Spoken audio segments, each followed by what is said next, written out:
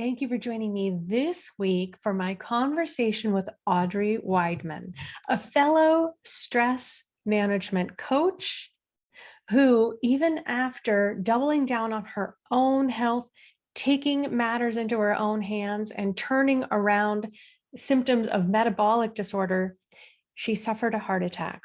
And now her passion is helping people and first responders recognize tools and strategies that they can use to resolve stress and to live with more health so that they can avoid the health situations similar to what she experienced. You're going to get so much out of this conversation. I'm so glad you're here with us this week. Enjoy.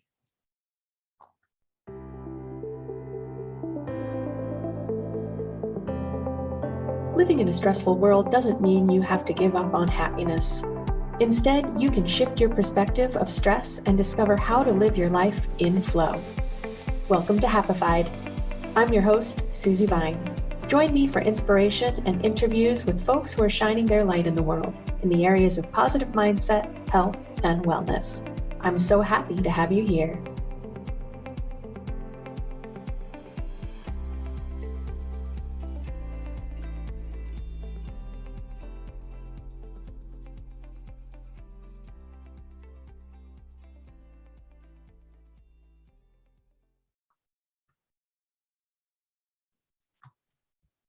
Welcome back. I am so happy to have you with me this week on the show for my conversation with Audrey Weidman. Stress is no joke. Our mental health suffers, our gray matter shrinks, and it can even be a killer. And Audrey knows this firsthand. Even though she was a health coach and the healthiest person everyone knew, she had a heart attack. After a couple of months feeling like her body betrayed her, she realized she had done it to herself. Her constant negative mind chatter and feelings of not being enough was the driving force behind that heart attack. Once she realized this, she learned how to transform her stress. She became a certified stress mastery educator with the American Institute of Stress, a heart math facilitator, a student of positive psychology. Using those skills, she trains on mental resilience and cultivating happiness. Her clients include first responders, including the Chicago Police Department, heart attack survivors, ambitious professionals, and people who know it's time to make a change. As you can see, we have so much aligned. I've been looking forward to this conversation, Audrey. Thank you so much for making time and joining me today. Thank you for inviting me. And so I would love to know a little bit. I think that a lot of people come to be interested in coaching and health coaching because of their own experience, and then they get to, reap the rewards of turning their health around. And so your story, and that as a health coach, then you had to reckon with this whole experience after having your heart attack. What was it that brought you into that field to begin with? Yeah, so interesting. Well, I am the daughter of a heart attack. My dad died of a heart attack, and it happened when I was relatively young. I was only 20. And as I got to be more mature, the doctor said, your cholesterol is elevating, your triglycerides are high. We should put you on statins. And I didn't want to be on statins. And I also didn't want to be like my dad, and so I really took this to heart. And in 3 months' time, I lowered my cholesterol by 40 points. I dropped about 10 pounds of belly fat, and I had normal blood pressure, triglycerides, everything was good. And I maintained that for at least 9 months. And, I played tennis, I did yoga, I was very active and never really thought I had a bad diet per se. But when you have I discovered I had a genetic condition where my liver makes more cholesterol than it should, and I absorb too much from my intestines. So even sort of a kind of healthy diet wasn't good enough for me. So I had to really figure this out. And 9 months later, I had the heart attack. And it was devastating because I thought, how could this be possible? I mean, it was just stunning. But I realized two months or so after it happened that it was my own thinking between my ears, like what I was saying to myself. I was really feeling like I wasn't good enough. I wasn't fast enough. I wasn't successful enough was probably the biggest thing. And, I had financial pressures, and I did it to myself. And I thought, well, if I did it to myself, I can undo this. The other thing I also realized is that when I had the heart attack, that it affects not just me. I was like very self-absorbed, like, oh, woe is me, until I realized how much it affected my family. And lucky for me, because of my healthy lifestyle, my heart attack wasn't terrible. I didn't sustain too much heart damage, but it sure motivated me to like figure out what was going wrong. And one of the first things I did was during cardiac rehab, it was during Christmas vacation. They had a substitute nurse who's from my community who knew me. And she said, Audrey, what are you doing here? Oh my God, you are here. Why are you, like what happened? And she, as a nurse, said, I think you should try transcendental meditation. And transcendental meditation is like, for the beginning meditator, I thought, I've done everything to lower my blood pressure except manage what goes on between the ears here. And so I knew I needed help. And the Transcendental Meditation Program has 4 successive days of coaching. Like one is like a half day, and then you have another 2 hours, 2 hours, 2 hours, and you can come back at any time that you want. And it's proven. I mean, if you meditate there are many forms of meditation, and that's not the only one that I do, but it is proven to lower stress, and you kind of slow down and appreciate life more. And through that, I was introduced to heart math, which is they had a device. There's a woman named Dr. Heidi Hanna, who's very prominent stress mastery professional. And I was following her, and she was talking about this heart math device called Inner Balance that you can clip to your ear. And it's got a Bluetooth that you can attach to your phone. And the biggest thing, me, the overachiever, I wanted to know, am I meditating right? Like, I wanted to know if I was actually doing it. And what you can do is, with this device, you can see how, if you are in heart-brain coherence, and it actually turns out that your heart communicates more to your brain than vice versa, because there's specialized cells in your heart that communicate. So when we say, oh, he's all heart, or she's following her heart, we kind of intuitively know that this is where it is. Like, if people were asked, like if I pointed at you and then you asked me to point at me, I would put my hand over my heart, because we recognize intuitively that this is the seat of our soul. We kind of know that. And so with heart math, there is breath work, and then just cultivating a higher level emotion, such as love or gratitude. And then finally sending it out to the world, sending it out to someone that you love. Like, you can palpably, like if you ever had a newborn baby, and you can feel the love radiating from you, and that love that you're sending to someone, or maybe it's your first love, or your spouse or your mate. When you were first dating, you could feel the love radiating from you. It kind of sounds like woo, but it's a real thing. They can measure it. Yes.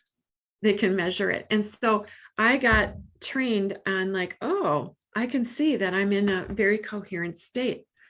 And so that was, that's kind of how I got started into all of this. I love it. Well, you have to follow your curiosity. I think that's really the secret to going deeper and allowing growth to happen the way that it can is having those questions and saying, I'm gonna take a minute and find the answer to that. I love that. And I love the work that HeartMath does.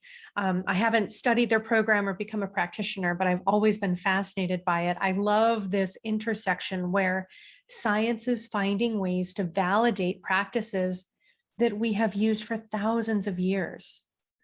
Yes. Breath work, meditation, mindfulness. It's all so powerful. And now science is finding ways to explain why it works.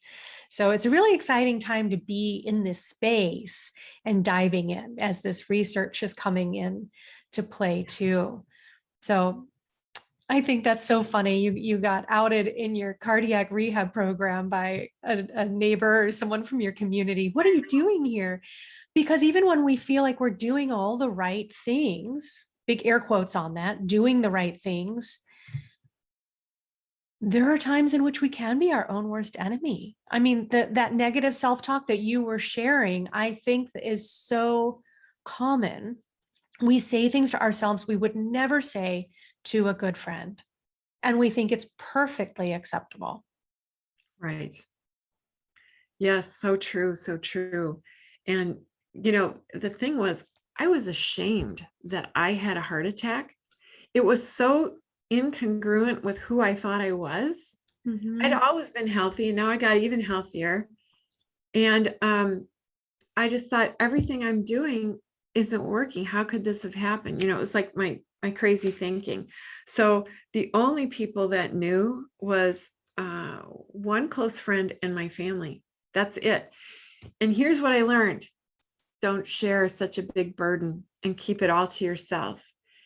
It is kind of nice to know that people have your back, that they're kind and Mhm. considerate and will support you, even though it was incongruent.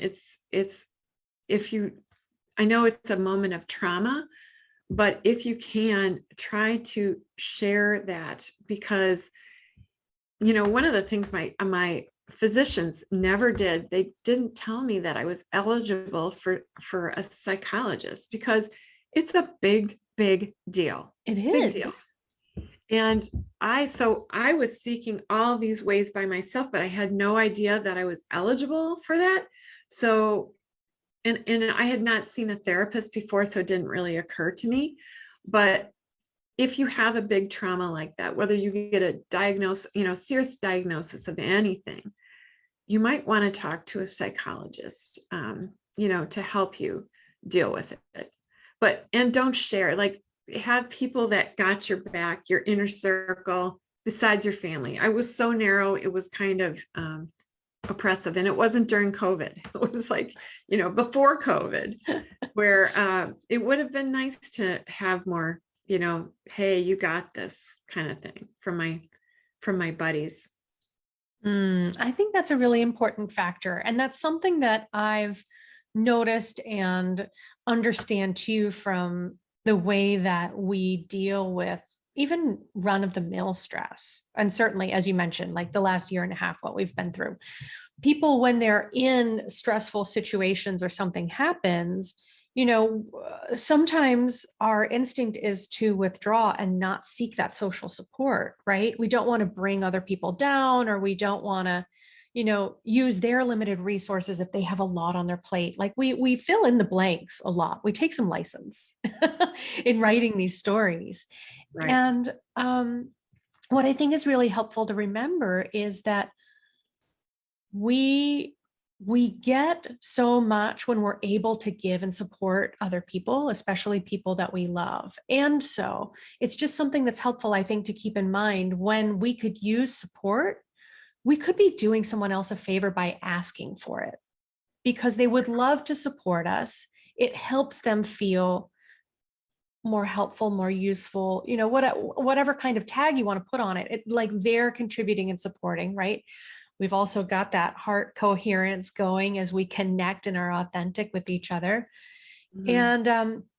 And I think too, to your conversation, like you never would have thought you would fall victim to a heart attack. You, again, air quotes, did everything right, and it's almost important, I think, to destigmatize that things can happen to anybody. So anything we can do to be most prepared and healthy is important. Right to Mm. your point, you had that little warning sign, oh, high cholesterol, this isn't great, a little metabolic syndrome going on. Super common. I mean, I think the percentages are like off the charts. Most Americans have a couple of these symptoms that they call metabolic syndrome when they go hand in hand, high Mm. blood pressure, cholesterol, slightly overweight.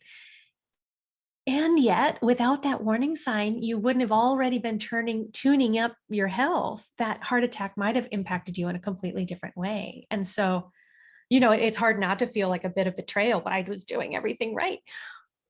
But thank goodness you were doing everything right. Yeah. And the other thing, I mean, I guess I should say, is how important self-talk is. Because, Mhm. when I was diagnosed with this higher cholesterol, I kept saying to myself, I'm not going to be like my father. I'm not going to be like my father. And you know what? The subconscious mind doesn't hear the not. And so I became exactly like my father. So really, really important how we speak to ourselves. So true. Yeah. The other thing I thought I would bring up, since you were talking about the giving and receiving, like reaching out to people. So in what I did, I came out that I had a heart attack with a bang, because I said, okay, in February, every day of the month, I am going to do a Facebook Live video chronicling my recovery, like saying what I'm going through. And what I did, so people then knew that I had the heart attack. And I was at a networking event where one of the women's mothers made quilts for heart attack survivors, and would I like one? And I said, oh, I would love that. It was her church. They made this quilt. And then at the end of the service, it was blessed in the church. And then as people exited, they tied a knot in a prayer for me. And this was people I didn't even know. And I thought, this is like incredible. It's just so kind. I could hardly, well, I'll just be honest. I cried for almost a day because it was so I'm so nice. moved by the story. I am too. I've never had the lesson of receivership like I did that day, because I like to be a giver. I like to give. I'm always helping people. And you do feel good when you give, but when you receive, that's a whole other thing. A lot of us need to learn that. We haven't ever given ourselves that opportunity, right? Or permission to receive. So important. And I'm actually sitting on it right now. It's kind of not my style, but like it's so precious to me Yes. that I have it with me all the time. I love it. I love it. And the power of prayer too. I mean, miracles have been documented to Right. come from prayer. It's really extraordinary. So, Yes. what a beautiful mission that they have. I love that. Yes. Yes. So I was grateful to be a receiver of that. And it taught me a powerful, powerful lesson. And I, since then, when people give me compliments, I say thank you. I used to brush them off like, oh, nothing. You know what? You have to recognize, like, who wants to give to someone who never says thank you or recognizes the gift, right? Mhm. So it's really a give and take. And I think for many people, receivership is harder because it means you're weak, you know? More stigmas that we need to tear down. Yeah. Yeah. Yeah. And I think that's a beautiful point. I had a guest on the show, Laura Buchholz, is a huge, huge fan of the book, The Go Giver. And she points out, if you can't receive, you're taking from someone that opportunity to be able to give.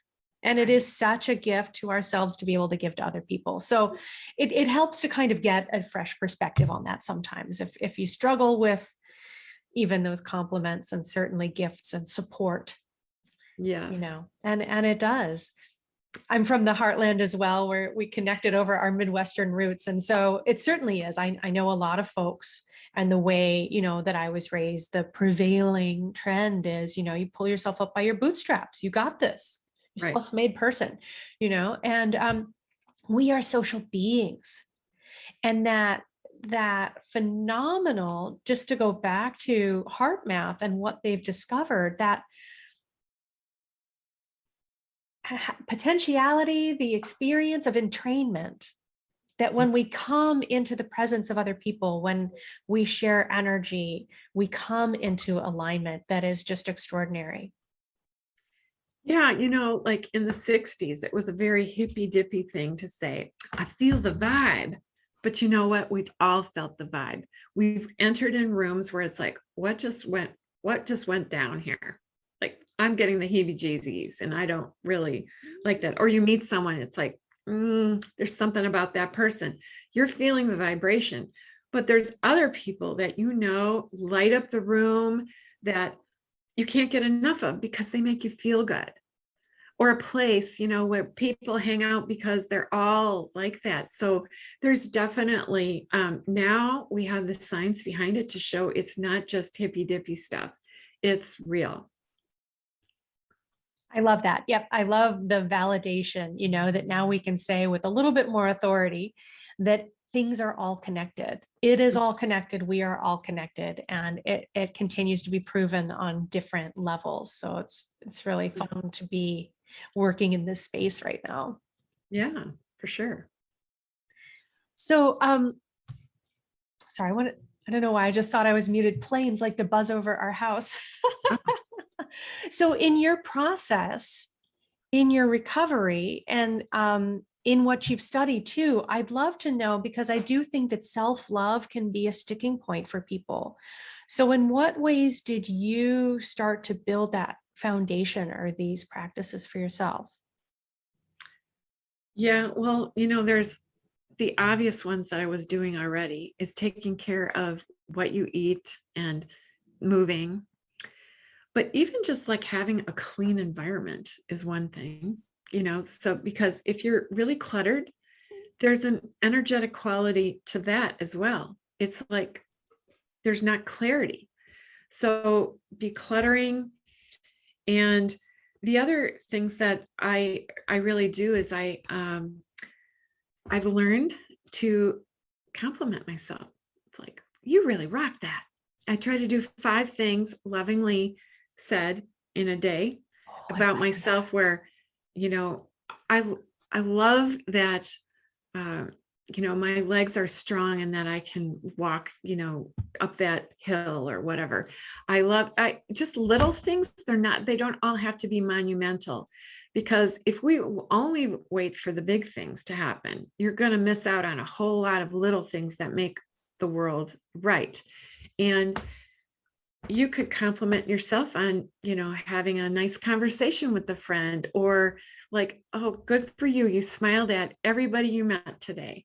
Or, like little recognitions of like how you are a great person today. That's like one thing, because if you're not hearing it, like you can't hear it so well if you aren't believing it.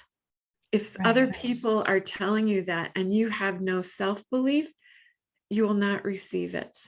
So it's a way, like I personally, whether you call it God, the universe, the quantum field, whatever you want to call it, I believe God doesn't make mistakes, and that we're all individual.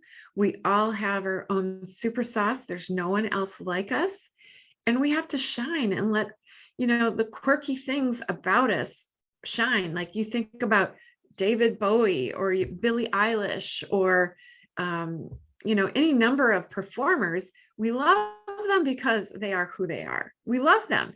And, there's a saying, let your freak flag fly and other freaks will find you, right? And so I don't care. I guess that goes into like not needing other people's approval. Mm-hmm. Because, you can be your best self, or just imagine you were a peach. You were the most beautiful, ripest, gorgeous peach.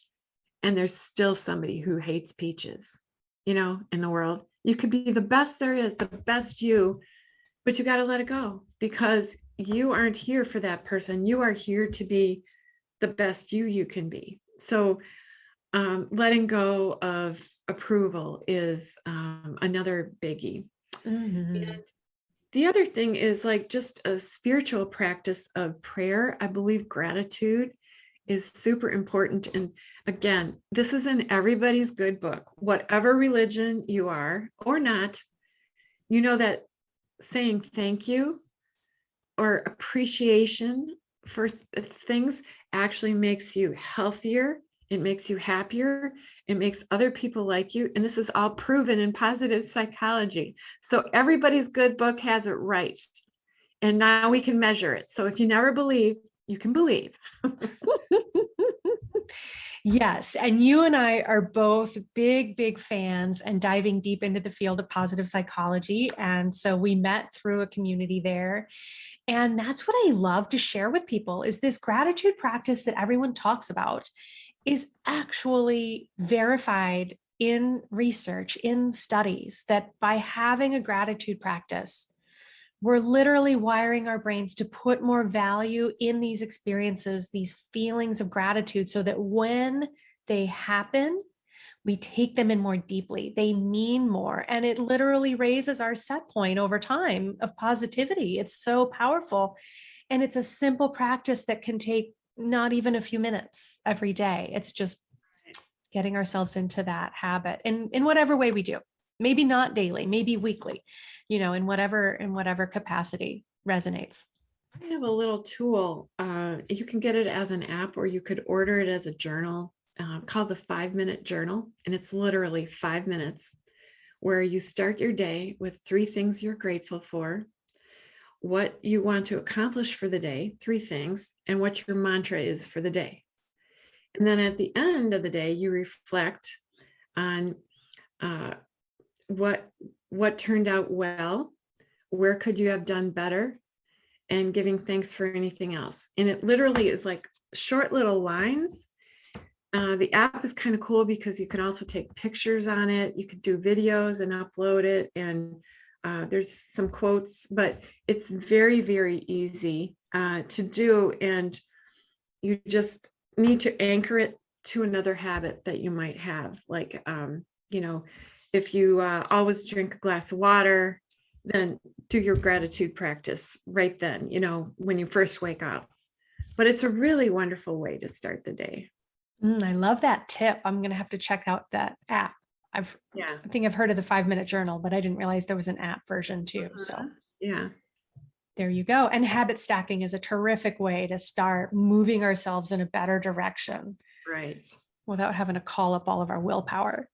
Yes. You just have to slip it in. And if you fall off the bandwagon, just go right back. And, every day is a little different. And, I have a morning routine that I really like. And it's not just it's mindset and body work. I start off with my 5-minute journal. And then I generally, I have a mat that is a PEMF mat, which a pulsed electromagnetic field that helps to improve the microcirculation and oxygenation of your blood. And it's very good for my heart. It's good for COVID people recovering. It's good for a lot of things because we're disconnected from our environment. And over time, you lose your negative charge. We're naturally supposed to be negatively charged because you've heard of oxidation, from pollutants or food or whatever. That's a positive charge. So this helps to counteract all that. And as I lay on my mat, I listen to some inspiring, because I might be learning something, or I listen to a meditation or something. And then I go, and this is I'm kind of crazy, but it's for my heart too. I go to an infrared or a near red light, and I sit in front of that. And I watch, not facing it, I watch something called Positive Prime, which I know you're familiar with, which is like a little 3-minute video that leverages all of the positive psychology research. It's wicked smart technology that has also been proven to boost your mood. So it's a really nice way to start your day. I mean, like I allow about half hour in the morning, so it's not an onerous thing that I do, but it's me time. That's how I start every day, pretty much every day. Yeah. And starting off with your priorities right, because we can't pour from an empty cup. So if we start the day already showing up, tuning into whatever else is going on, then our energy is already going out in every direction. Whereas when we can start centered and with the practices that we know benefit us. I was just talking with a friend and she traveled with a beamer mat. She traveled down here to San Diego for a conference. Oh, we get to meet people in real life again. It's a whole new world. And she packed her beamer mat in her bag because it's that important. She knows it benefits her. She puts that priority on her health and well-being. And I love combining the red light therapy. My mother-in-law is a fan of that with the positive prime video, which is terrific. And if that's something that people want to check out, there's a link on happifiedlife.com. Start off happy and you can take it for a test drive. There's a video there and even a free trial. And that's something that I definitely want to spend more time and shine a light on, maybe devote an episode to it. I might have you back, Audrey, and we'll go round table. But it's so exciting, again, that we can use technology, transformative technology, to use what science is demonstrating has benefit. And then in an almost passive way, watching a video, we can get affirmation, see positive images, see natural, authentic smiles that trigger our mirror neurons to be happier, move ourselves into a more positive state. And even in some early studies, it's found to have benefit to help people feel more positive throughout the day. Yeah, it was actually part Beautiful. of Oprah's happiness program where she wanted to have it tested before it made it, because she's like, the queen and wants to have everything perfect. And they discovered that there was a lasting effect of up to 6 hours. So for 3 minutes, people, like you get the benefit of 6 hours per day where you're like more upbeat. It's like a really highly leveraged use of time. Yes, yes. And we need more of that too, right? Making the best use of our time and attention, highly leveraged. Well put. Yeah. And there are all different kinds of videos that you can watch. Like I created one on heart health, but there are ones for like if you were mourning someone, if you were going through cancer treatment, if you were looking for better relationships, wanting a child, if you needed to sleep better, wanted to lose body weight, all kinds of things, leadership, abundance, you name the topic, it's in there. So it's just a really nice library that you have access to. And then you can personalize it, which is really great too. By uploading your own photos. So your brain sees these things going by. It's like, oh, I'm part of that soup that's going by me. And, like that vibration that we talked about, you put yourself in that quantum soup. That's all wonderful. So anyway, highly recommend it. Go to her page. And check out Audrey's session. What is your session called? It's called Heal Your Heart. Beautiful. And you can find it by Audrey's name as well. So you can look it up. If you're a member, if you have that free trial, you can try out all the different videos that there are to check out for 7 days before you choose whether or not you want to make a commitment. And that is a really big part of it too, is goal setting for ourselves. I feel like a lot of times life moves so fast and we tend to be stuck in response mode. We don't take the opportunity to get clear on what we want to create for ourselves, whether we're moving in a direction that is aligned or if we're moving towards goals that are someone else's, until we get there and we realize we're not happy with where we've gotten ourselves to after making ourselves so stressed out along the way. And so I think it's a beautiful opportunity too, to set goals for yourselves, to start creating a picture of the future that you want to step into, and then to be an active creator in being a part of these sessions by being able to upload pictures. So on so many levels, it's just a really extraordinary tool. Yes, absolutely. Yeah, yeah. And so glad that it brought us together and we were able to meet through that network of practitioners. Yes, yes. And we're all high vibing people. That indeed, indeed. Yeah. So, and the morning routine, and I hear a lot of people speak to the importance of a morning routine. And I love that yours is so unique. Yours is not like anyone else's that I've heard. And I think that's important too, for people to give themselves permission to whatever resonates with them, whatever they're going to enjoy enough that they can commit to that time to start their day off with themselves and their well-being as a priority. So I think that's a really beautiful example of how you can tailor it to yourself. Yeah, for sure. We all have different needs. So, and we all like different things. So, and sometimes I substitute different tools, but it's kind of what I feel like. But generally, that's what I do.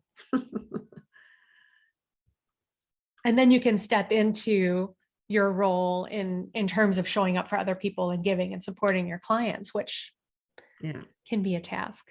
Yeah. Right. Right. And so you've said too, and we talked before about your programs for first responders, and I think that's really important as well. And you mentioned that sometimes it can be difficult for people in very demanding positions, for people who feel that they have to have that character of having it all together, of being prepared and ready to meet anything. There's a duality there that can be hard to reconcile. And so I love that you've made that effort to reach out to people who are definitely in need of some of these skills, and planting seeds so that they can too find ways to create the support or find the support that works best for them. Yeah. Well, in my network, they know I'm a stress transformation coach. And so the Chicago Police Department has had a number of issues, as many people know if you watch on the news. And they had something called the consent decree, which required an outside parties to give them training on how to be less stressed.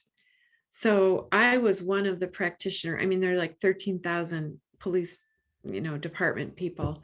So no one trainer could do all of that. But I was one of the practitioners that we did a half day of mostly stress mastery education. And then there were aspects of like how to eat better and how to manage your finances, because in reality, our food is a manifestation a lot of times of stress. And a lot of times if you're in a squad car, you're always on the go. How can you eat something healthy? Well, it actually turns out if you bring stuff along, you can, like you have to prepare a little bit more. And police officers' health is generally not very good because of the stress and because they don't have access to good food. And quite frankly, they like to unwind with a little bit of alcohol or a lot of it. And that like kind of perpetuates. And unfortunately, this is a stunning statistic. Police officers, their average death date is 59. 59. And those who make it to retirement generally, they die around 1 or 2 years after retirement, because your body doesn't have infinite response to all those stressors. So you do need to take care of it. And finances can be a big stress, what you eat and what you consume, and then just knowing how it works, how you get stressed, and techniques like breath work, meditation, just being out in nature, and laughter. Laughter is super, super good. You can laugh, and there's like, if you Google or look up on YouTube, laughter videos where like they have it like social contagion, where someone starts laughing and soon like the whole subway car is laughing because someone is cracking up. They don't even know why they're laughing, but that guy is laughing and that's funny. And the mirror neurons that you talked about, we see that and we want to be in on it. So we're laughing along with that person. So it's just all interesting. And I'm glad I could, in my small way, I hope I made a little bit of a difference. Planted some seeds, I'm Yes. sure. I'm Yeah. sure. And that's another, speaking of laughter, another one of those areas in which, they're coming out with some research or validity to the benefits of laughter, literally bringing your health back, not only lifting your mood, but restoring our health. It's such a powerful thing. And so, yeah. And I love that you bring so many different tools to the table because different things work for different people, just like you said. And the more that people are aware that we have to choose from, the more we can be selective and really get to know ourselves through the process of refining these tools and knowing what to call on and when. Yeah. I'm glad you call it like a toolkit. That's exactly how I talk about it. You might most often use a hammer and a screwdriver, but when you need the slip joint pliers or the Allen key or whatever, you've got it. You can find it in your toolkit and you're aware of it. Because, there are different stressors that we have at different points in our life. And it's good to know what those resources are. And I just have to say a little thing on laughter. That when you laugh, you set off all of these wonderful cascade of hormones, serotonin and dopamine and oxytocin. And so that is all very healing. But in contrast, if you are angry, like even for 10 minutes or 15 minutes, I think is the study, that you set off cortisol and a lot of other stress hormones. And the effects of that can last up to 6 hours later. And those stress hormones, like cortisol, that is like erodes everything on the inside. It's good like for a short burst of like fight or flight, like back when we really were escaping the lion, the proverbial lion, we needed it. But if you look at like any video on where a lion is pursuing its prey, when the prey escapes and after it's all done, what does the antelope do? They shake it off and they go back to grazing. Within 15 minutes, everything is back to normal. But we humans, we keep thinking about our boss, we're thinking about how bad traffic is, like, oh, why did she say that to me? And we can't ever go back to homeostasis, like where we should be. So we need to proactively manage that. And in that case, that is where I failed to protect my health, is that continuous negative stuff. It wasn't anger per se, but it all set off this cascade of bad things. And one thing I will share is that the heart attack I had was not a normal heart attack, because when they went in, I had no plaque in my arteries, no plaque, but I developed a tear in my arterial wall. So you can manifest just about anything and just make it sure it's a good thing, Yes. If we're going to be setting ourselves up and turning that record and wearing a groove, definitely is beneficial to consider how we can make that, call in some positive as opposed to right. taking ourselves to account for things that aren't even true or authentic. We can, right? And just the same way that neuroplasticity helps that gratitude practice bring us to more positive by, just as you're saying, keeping ourselves triggered over the same stressors, the same concerns and worries and frustrations. We're wiring those paths. And then, of course, our brain is going to keep wearing that same groove and going back to those concerns and frustrations, just filling in a different blank, putting in a new instance or situation that we can continue that pattern with. Yeah. Yeah.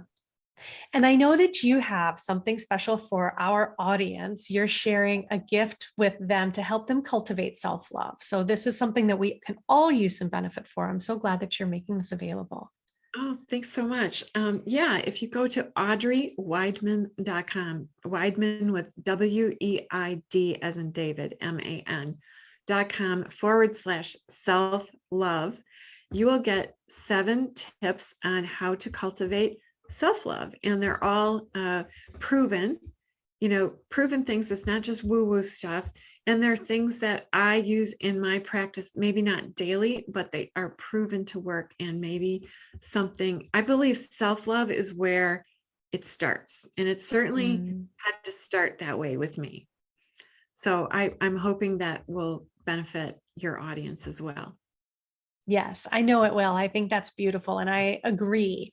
I think that we tend to have an easier time giving grace to other people by far than we do extending that own grace to ourselves. So let it start with some practices and start building this into maybe your morning routine. Maybe you're winding down from the end of the day, however it fits that you can integrate and bring these practices into your life will be super powerful, I know. Right. Is there anything else? We've covered some ground today. Obviously, we could continue this conversation and go any number of different ways in the future. But before we go today, anything you want to leave with our listeners?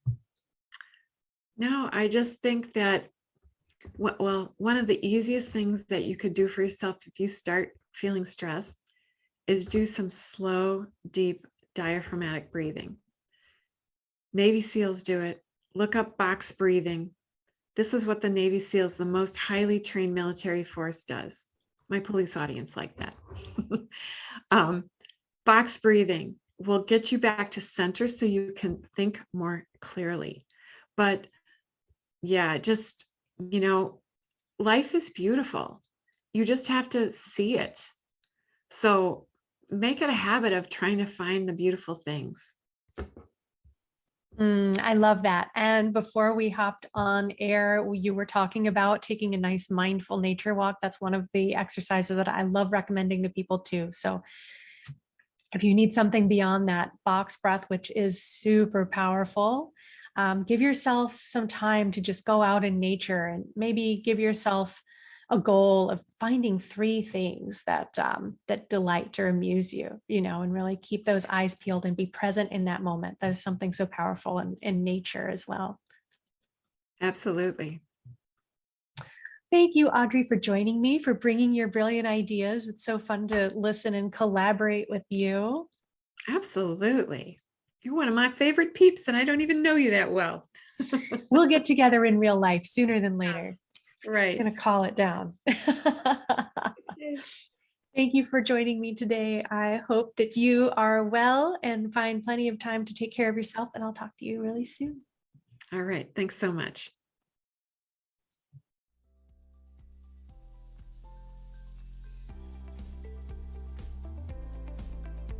Thank you for tuning in today. Check out the show notes for any links we mentioned. To learn more about living life with less stress and more flow, visit happifydlife.com. And if you found value in today's episode, make sure you subscribe to catch the next one and leave a review to help fellow pod surfers find Happified. Until next time, keep on shining.